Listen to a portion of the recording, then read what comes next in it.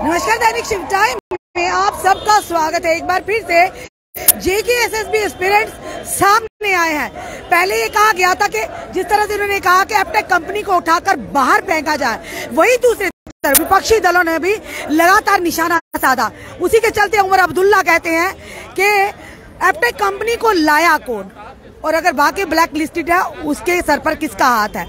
और अब फिर से एक बार जो एस्पिरेंट्स हैं सामने आए हैं। आइए जानते हैं। फिलहाल पेपर्स को डिफर किया गया, पर एप्टेक कंपनी को बाहर निकाला नहीं गया, ये इस चीज की पुष्टि चाहते हैं। हाँ कार्तिक, फिर से आज आप बाहर आए हैं क्या? जी मैम, बिल्कुल। सबसे पहले आपका धन्यवाद करता हूँ मैम।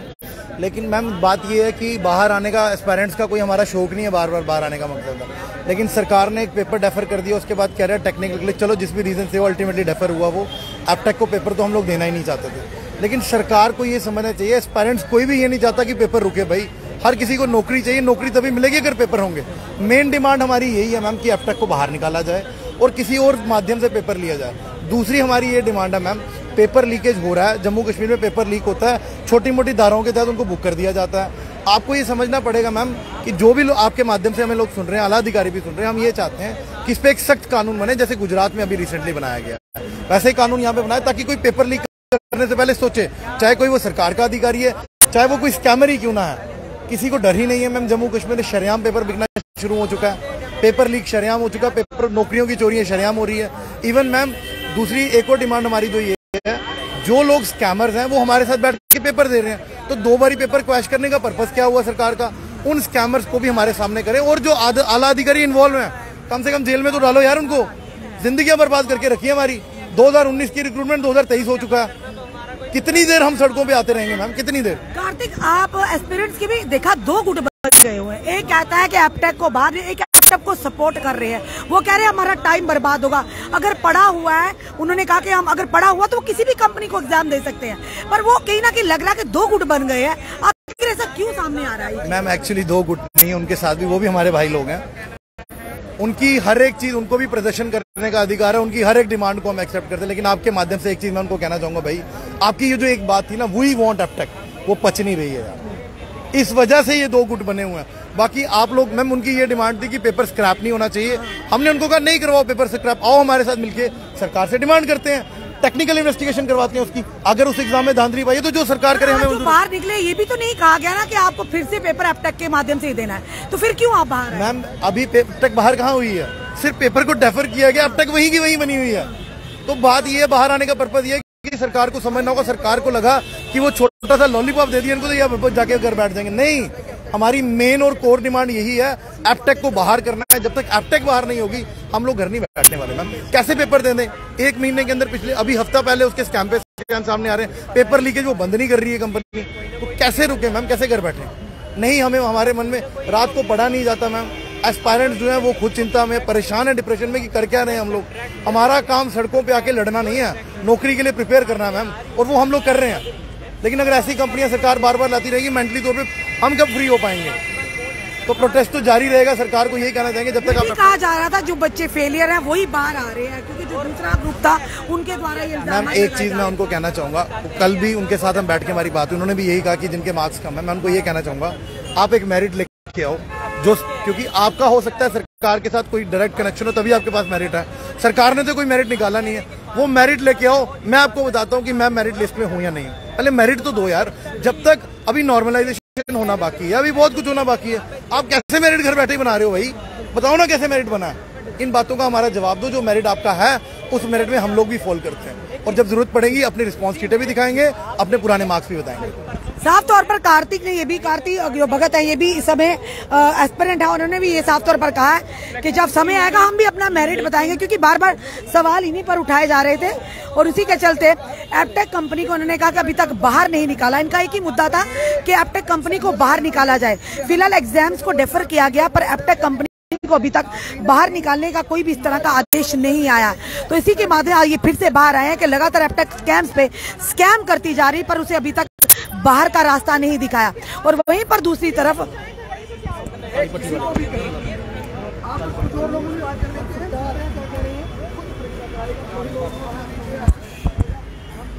पेपर्स डेफर हो गए हैं। जो अभी एपटेक तो फिलहाल उसका कोई अभी इस तरह का कोई मैसेज या कोई भी रिटर्न में कोई नहीं आके उसे बाहर किया गया, पर पेपर तो फिलहाल डेफर किए गए। फिर आज फिर से आप आए हैं, आप कह रहे हैं कि कंपनी को बाहर, क्या आपको विश्वास नहीं है अभी? मैम हमारी जो वो तो चलो हमारा एग्जाम कैलेंडर को डेफर करने के लिए चल रहे थे, लेकिन मैम हमारी जो मेन डिमांड है वो एपटेक को बाहर करने के लिए है। एलजी एडमिनिस्ट्रेशन से, हमारी JNK एडमिनिस्ट्रेशन से इतने सारे ट्वीट आते हैं, फैसले लिए जाते हैं, लेकिन अभी तक एपटेक को लेके इन्होंने कोई हमें आश्वासन नहीं दिया।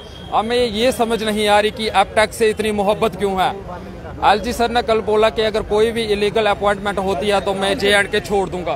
तो मैम आप देख लीजिए, फायर एंड इमरजेंसी में नहीं हुई क्या, पंचायत में शीट मैनिपुलेशन हुई है, यहाँ तक इवन के JKPSI में आंसर की लीक हुई, इतने सारे टेक्निकल ग्लिचेस हैं। हमारी डिमांड यही है कि भाई आप एपटेक को बाहर करो, एस्पायरेंट्स के फेवर में भी कुछ बोलो, और जो पीछे प्रीवियस एग्जाम हुए हैं उसमें आप टेक्निकल इन्वेस्टिगेशन कराओ और कुछ ऐसा कानून लाओ कि हमें प्राइवेट प्लेयर्स नहीं चाहिए। और सरकार खुद ले सकती है ना।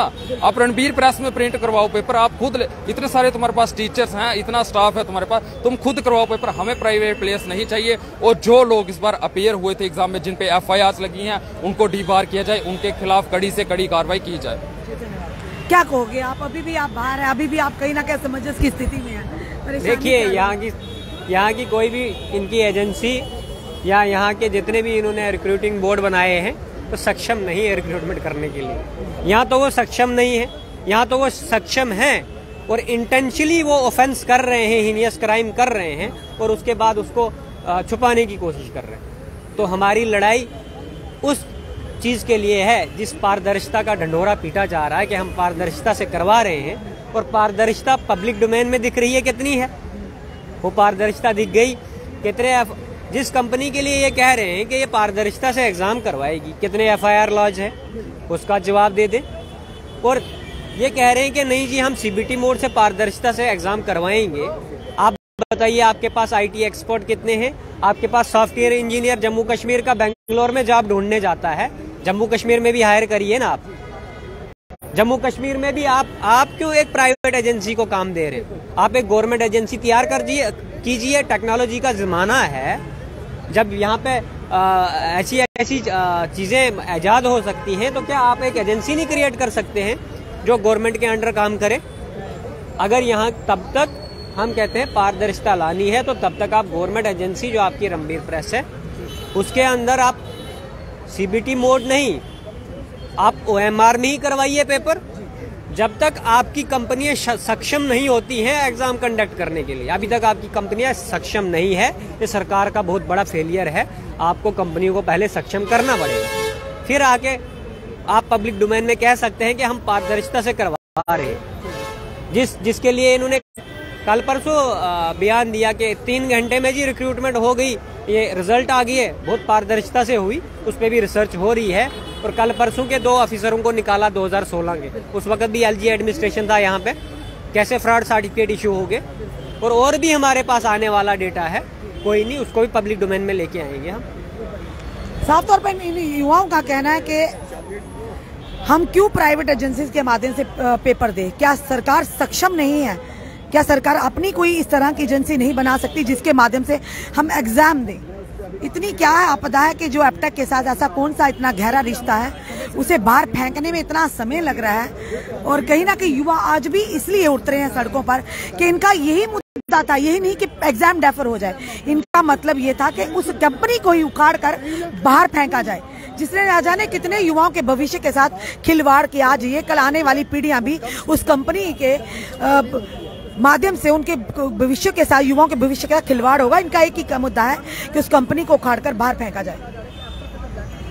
इस समय के जो दृश्य हम बता रहे हैं, JKSSB एस्पिरेंट फिर से एक बार सामने आए हैं। यहाँ मुद्दा है सरकार भर्ती प्रक्रिया सुधरे। हम 9 महीने अभी लड़ते हो गए, हमारे बाद जो पीरियड फिर 8 महीने लड़ेगी। क्यों? सरकार खुद कराए, बजट खुद बनाती है, पुलिस सब कुछ खुद करती है, जो और काफी एपटेक के बारे में आप पूरा, यानी कि हमारा जम्मू कश्मीर बल्कि देश में इसकी पूरी इतनी पब्लिसिटी होगी कि इसके कारनामे इस कदर कच्चे छिटे सामने आ रहे हैं एपटेक के। तो क्यों जब युवा ही नहीं चाहते कि उनका भविष्य के साथ इस तरह से खिलवाड़ हो, तो क्यों इस कंपनी को बाहर का रास्ता नहीं दिखाया जाता? क्या प्रशासन सरकार इस तरह से सक्षम नहीं है कि अपनी कोई एजेंसी बनाए जिसके माध्यम से बच्चे बेफिक्री के साथ एग्जाम्स दे सकें? और कितनी बार ये डेफर करेंगे एग्जाम? कितने लोगों का, युवाओं का जिन्होंने तैयारी की, आखिर एक एक दिन इनका कीमती है, तो महीनों तक क्यों वेट करें? ये भी बड़ा सवाल है। और पुलिस ने प्रिंट बाहर से करा रणवीर प्रेस से। ये कोई बहुत बड़ी बात नहीं है जो हम कह रहे हैं, जो मुश्किल है, नामुमकिन नहीं है।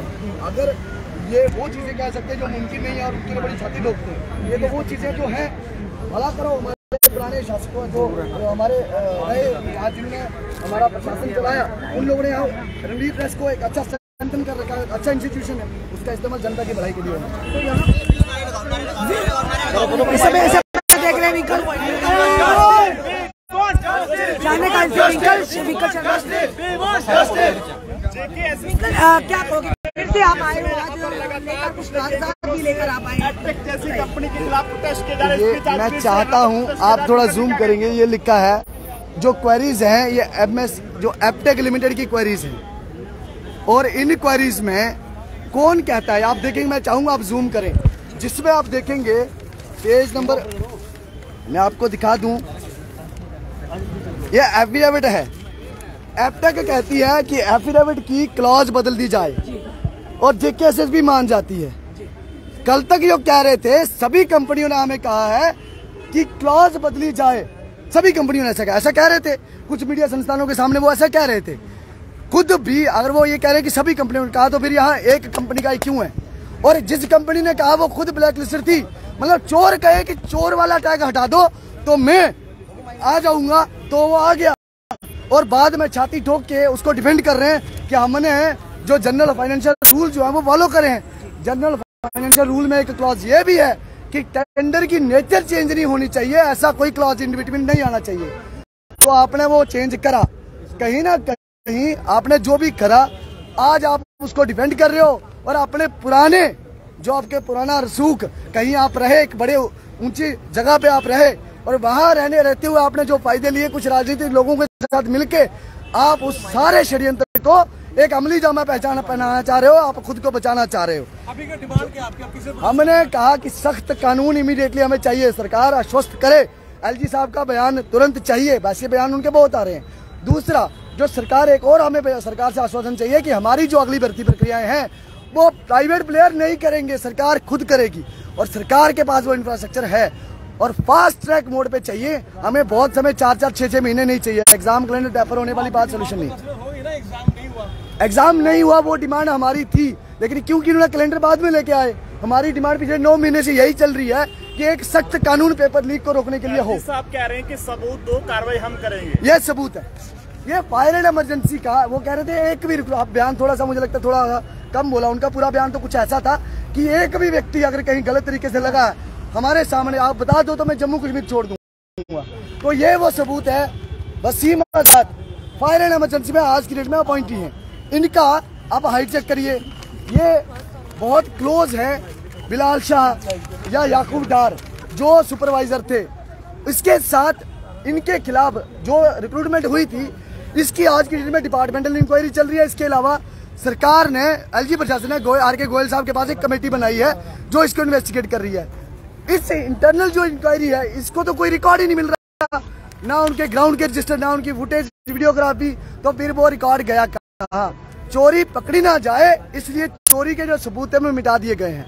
हम बार बार कहते रहे हैं जब कार्रवाइयां करनी होती है उस समय कार्रवाइयां ना करी जाए, सबूत मिट जाते हैं। उसका परिणाम यही होता है कि उसके बाद छाती ठोक के ये कहा जाता है कि हमने सब कुछ ईमानदारी से किया है। ऐसा बिल्कुल नहीं है, हमारे पास वो लोगों के नाम भी है, और ये जो 5-5, 6-6 लोग या 3-3 लोग भाई भाई आए हुए हैं, कौन सा बॉर्नविटा पिला के इनको अपना परीक्षा में बिठाया था हम जानते हैं। और जो फोन आज की डेट में आर.के. गोयल साहब के पास पड़ा है, वो फोन हमने फोन दिया, उसका बैकअप भी हमारे पास है, सोर्स फोन आज भी आर.के. गोयल साहब के पास है, वो फॉरेंसिक के पास भेजा जाएगा तो अपने आप समझ आएगा कि किस डेट को कौन बंदा कौन सी हाउस बोट में बैठा था, लोकेशन तक सामने आएगी, फोन कॉल तक सामने आएंगे, बैंक स्टेटमेंट जो है वो भी सामने है। ये सिर्फ और सिर्फ ऐसी छाती ठोकी जा रही है कि हम ईमानदार है, ईमानदार नहीं है। अगर ये ईमानदार है तो कोई तो बेईमान है, उनके ऊपर कार्रवाई, चाहे वो इनका टॉप। हमने बार बार 3 मांगे अपनी रखी हैं, जो कानून, सख्त कानून लेके आइए पेपर लीक को रोकने के लिए। दूसरा, जो प्राइवेट कंपनियां उनको बाहर करिए, सरकार खुद हमारी परीक्षा कराए और स्कैमरों को बाहर करो, सजा दो। जो लोग पुराने चार्जशीटों में आने चाहिए, अभी तक चार्जशीट आपने नहीं करी है, उनको अरेस्ट कराए। री एग्जाम कौन सा हुआ? जब एग्जाम हुआ ही नहीं तो उसका री कैसे? और दूसरी बात, वो अगर हमें री एग्जाम कहते हैं, हमें उसकी तकलीफ नहीं है, लेकिन एक बात उन्होंने साबित करी है, जब भी कार्रवाइयां होने लगी, एलजी प्रशासन ने कोई कड़ा निर्णय लेने की कोशिश करी है तो वो बाहर आए, उन्होंने डिफेंड किया उन स्कैमरों को जो लोगों ने चोरियां कर दी। कल तक उनके साथ यही इसी प्रेस क्लब में खड़े को खुद को मेरिटोरियस कहते थे, जब मेरिट की लिस्ट नहीं आई थी। इसी प्रेस क्लब में बैठ के वो उन लोगों के साथ नारे लगाते थे, वी वांट सिलेक्शन लिस्ट, जिनके घरों में रेड हुई है, जिनके 4-4 लोग एक फैमिली के आए थे। मुझे लगता है वो जब भी बाहर आए हैं तक इसकी जांच होनी चाहिए, किसके बहकावे में आके, चाहे वो जेकेएसएसबी किसी अधिकारी के बहकावे में आके, या फिर खुद उनके कोई रिश्तेदार उनको फोन करते हैं कि आप जाओ, हम आपको पीछे से पूरा सपोर्ट करेंगे। क्योंकि चोरी हुई थी, ये एलजी प्रशासन ने माना, रिपोर्ट में भी आया, लेकिन वो एक भी बार उन लोगों को खिलाफ कार्रवाई के लिए के बाहर नहीं आएगी, कार्रवाई हो।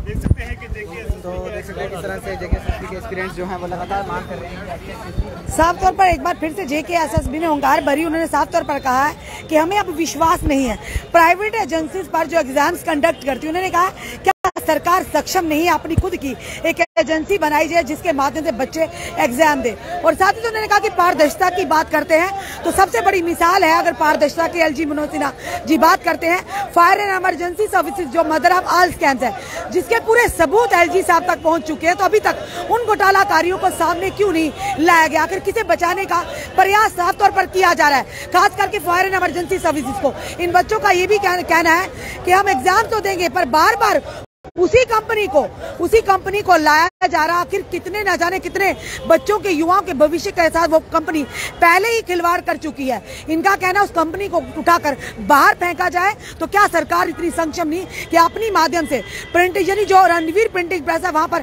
पेपर खुद पब्लिश करवाए और खुद एग्जाम्स कंडक्ट करवाए? चलिए देखते हैं एक बार फिर से जेकेएसएसबी एस्पिरेंट्स बाहर आए अपनी मांगों को लेकर। क्या इनकी मांगों पर गौर किया जाता है? क्या फायर एंड इमरजेंसी सर्विसेज घोटाला भी सामने निकल कर आता है? अपने कमेंट, अपने सुझाव हमें जरूर दीजिए। इस वीडियो को जितना हो सके शेयर कीजिए। जुड़िए ऐसे हमारे साथ अगले अपडेट के लिए।